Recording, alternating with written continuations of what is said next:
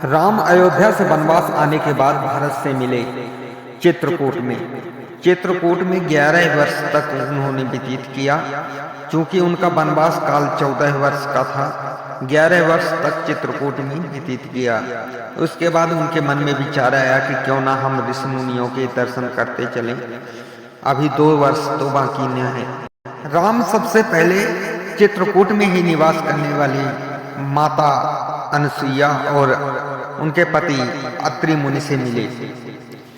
अत्रि मुनि और माता अनसुईया स्वागत सत्कार किए भगवान राम और सीता लक्ष्मण जी का, और उन्हें माता अनसुईया ने सीता जी को पतिव्रत धर्म के बारे में बताया और कुछ गहने वस्त्र भी दिए जो कि कभी मलिन नहीं होते थे।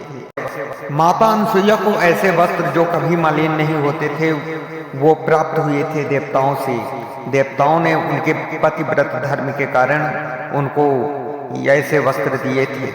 उसके बाद भगवान राम आगे बढ़ते हैं और सर्वभंग मुनि से मिलते हैं, जो कि सर्वभंग मुनि के बारे में कहा जाता है कि वो काफी वृद्ध हो चुके थे और वो आकाश मार्ग की ओर जा रहे थे।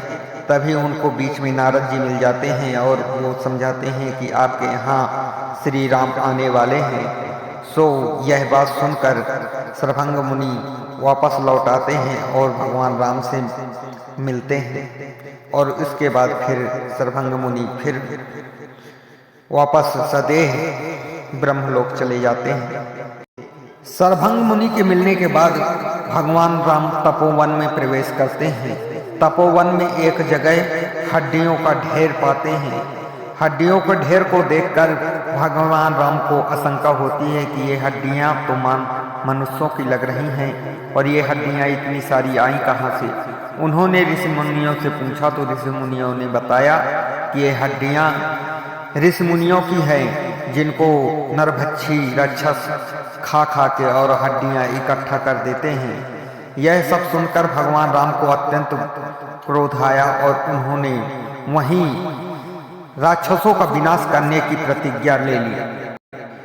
भगवान राम उसके बाद फिर लक्ष्मण सीता सहित आगे बढ़ते हैं और स्वतीक्षण मुनि से मिलते हैं। स्वतीक्षण मुनि दक्षिण में रहते थे और वो अत्यंत ज्ञानी मुनि माने जाते हैं। स्वतीक्षण मुनि भगवान राम को देखकर प्रणाम करते हैं और उन्हें प्रभु रूप में देखते हैं। प्रभु रूप में भगवान राम अपने को पसंद नहीं करते और कहते हैं, हे ऋषिवर, आप एक महापुरुष हैं, इसलिए हर मनुष्य में ईश्वर का रूप देखते हैं।